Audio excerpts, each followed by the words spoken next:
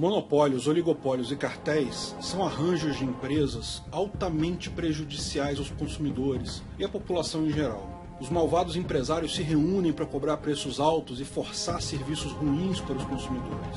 Sem o governo, quem vai nos proteger desses empresários malvadões?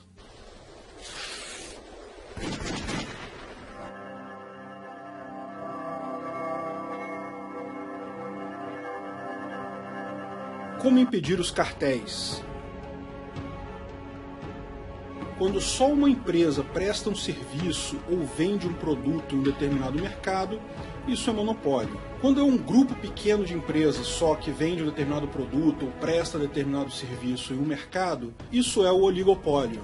Já a definição de cartel é mais objetiva. Um grupo de empresas se reúne para combinar preços e estratégias de forma a aumentar seus lucros. No final das contas, se você acredita que o livre mercado é a forma mais eficiente para a sociedade se organizar, é evidente que monopólios, oligopólios e cartéis são sempre ruins, pois isso limita o mercado, impede a competição, certo? Bom, nem sempre. Há duas situações em que monopólios e oligopólios surgem.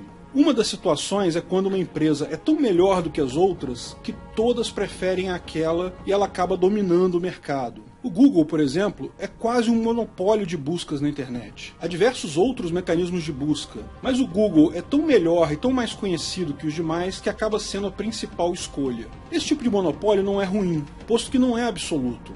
Veja, no início dos anos 2000, o Yahoo era o monopolista de buscas. Era o site que todo mundo usava para buscar coisas. Mas aí surgiu o Google, e o Google era melhor, e acabou roubando o posto do Yahoo. Da mesma forma, pode surgir uma página de buscas ainda melhor, é só uma questão de tempo para ela superar o Google. Esse tipo de monopólio, ou oligopólio, é chamado de monopólio espontâneo, porque ele surge naturalmente. Não é ruim, posto que as empresas nessa situação estão em competição. Se o custo dela subir, ou se a qualidade cair em relação aos outros pequenos concorrentes, certamente ela vai perder espaço. Mas tem uma outra situação, que é o monopólio ou oligopólio imposto pelo Estado. O Estado, por meio de leis, reprime com violência física ou roubo de dinheiro outras empresas que queiram operar naquele mercado. Por exemplo, se eu começar a emprestar dinheiro a juros, de forma totalmente voluntária, eu posso ser enquadrado no crime de agiotagem. Por que isso é crime? O ato é totalmente voluntário, quem pega dinheiro emprestado só está precisando e disposto a aceitar as minhas condições de empréstimo. Tá ok, eu concordo que usar a violência física para cobrar o dinheiro ao final fere o PNA. Como já explicamos, eu não posso fazer um contrato que me autoriza a quebrar suas pernas se você não pagar. O PNA vale em todos os lugares. Mas o errado nesse caso é a violência, não é o fato de eu emprestar dinheiro. Uma coisa não necessariamente implica a outra. Eu posso emprestar dinheiro e cobrar de forma civilizada. Trata-se de fato de um oligopólio dos bancos garantido pelo governo, que impõe regulamentações tão absurdas que a operação desse tipo de empresa se torna impossível. Esse é o tipo ruim de oligopólio ou monopólio, porque efetivamente cria uma proteção artificial à empresa. A empresa pode subir seus preços ou cair sua qualidade porque outras empresas estão legalmente impedidas de concorrer para tomar o seu lugar. E o governo adora esse tipo de monopólio, a começar pelo próprio governo, que já se impõe como um monopólio, não admitindo nenhum outro governo na mesma área. A maior parte dos monopólios ou oligopólios governamentais é garantido via regulamentações. O governo caga regras em um mercado de forma que só os seus amigos consigam vender produtos. A desculpa é sempre a proteção do consumidor, e o resultado é sempre empresas relapsas e caras que exploram o consumidor sem dó. Removam todas as regulamentações de todos os mercados. Organizações privadas de certificação são muito mais efetivas em fiscalizar e controlar mercados, sem regulamentações compulsórias. Mas além disso, o governo usa uma outra desculpa para criar seus monopólios, e nesse caso ainda mais rígidos. O governo chama isso de monopólio natural. Diz ele que não faria sentido ter dois conjuntos de poste fornecendo energia na mesma rua. Isso seria economicamente ineficiente. O erro nessa visão é que o mercado é a melhor forma de limitar empresas ineficientes. Deixe o mercado aberto. Quem quiser construir postes na rua, deixa construir. Quantas empresas houver para fornecer energia elétrica, melhor. Se for economicamente inviável, empresas vão falir, mas com o mercado fechado você impede soluções alternativas. Veja, além de duplicar redes, as empresas podem adotar outras medidas, como alugar redes uma da outra, fornecer energia de uma forma alternativa. Não existe absolutamente nenhum monopólio natural, nenhuma justificativa para isso. O que existe é o governo protegendo indústrias amigas usando uma desculpa esfarrapada. Mas e o monopólio de recursos? E se uma empresa comprar todas as minas de um determinado metal no mundo? Sei lá, todas as minas de nióbio. Isso não seria um monopólio? Sim, claro, mas seria um monopólio espontâneo, portanto do tipo bom, portanto que não é garantido pela força. Como assim? Mas se eu quiser comprar o nióbio, eu vou ter que comprar daquela empresa ao preço que ela colocar. Veja, não é bem assim que funciona. Existe nióbio em vários lugares do mundo. Hoje, as minas de nióbio que existem são em lugares com concentração muito alta, porque o custo de extrair é mais baixo nesses lugares. Mas se a empresa que monopoliza esses recursos começar a aumentar o preço, isso torna viável outras minas no mundo com uma concentração menor. O mercado continua atuando nesse caso. Quer um outro exemplo interessante? A De Beer, monopolista de diamantes. E no mundo todo ela tem uma quantidade enorme de minas de diamante. No auge da empresa, ela chegou a ter 60% do mercado de diamantes do mundo. Todo o marketing de diamantes como uma coisa romântica, como símbolo de noivado e compromisso, foi criado pelo marketing dessa empresa. Mas é ilusão achar que o preço dos diamantes é forçado para cima pela De Beer, porque se fosse isso, e os outros 40% do mercado?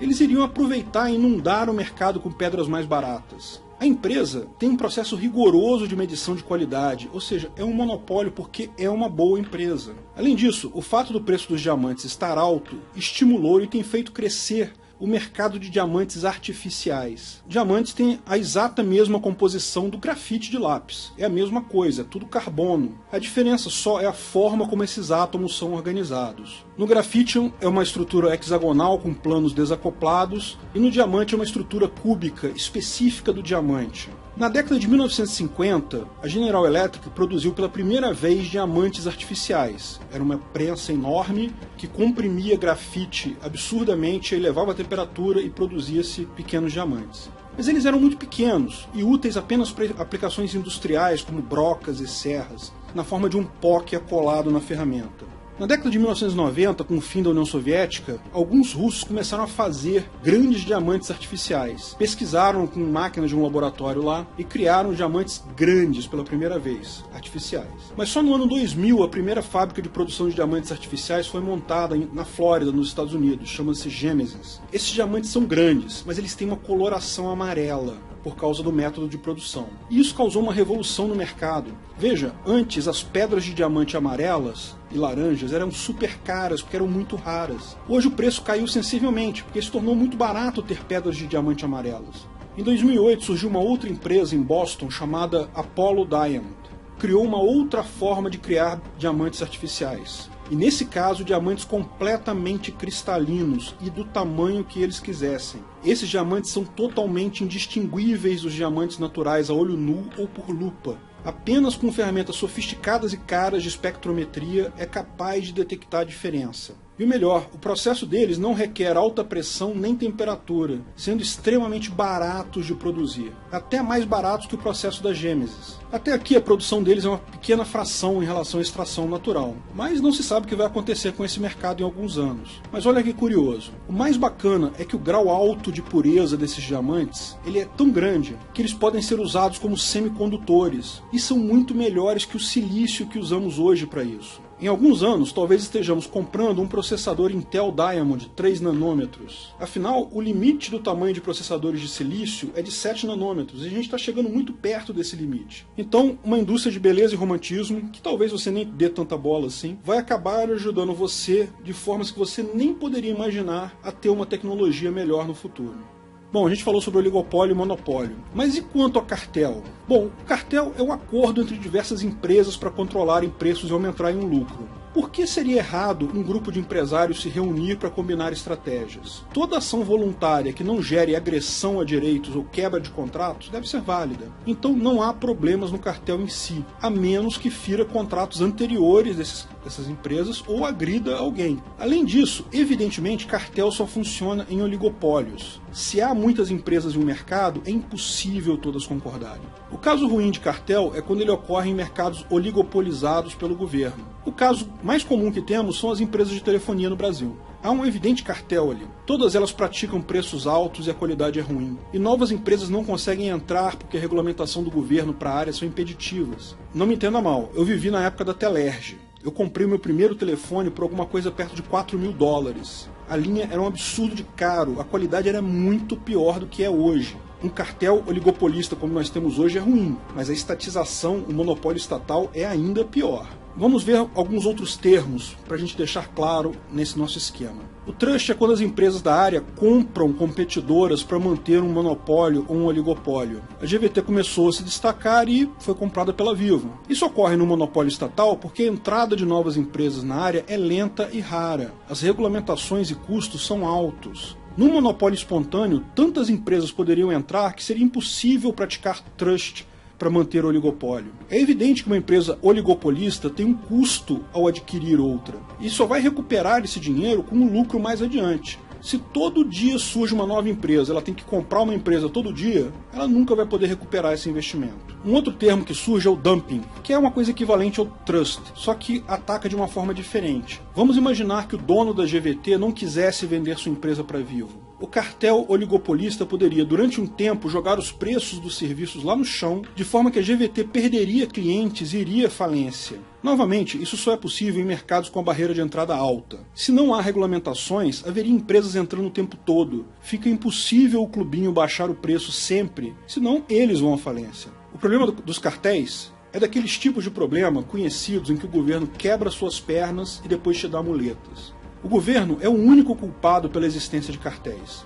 E depois fica criando mecanismos paliativos para dizer que combate os cartéis, que ele que protege você dos cartéis. Esqueça o que o seu professor keynesiano te ensinou na faculdade. Sem governo, não há necessidade de combate aos cartéis.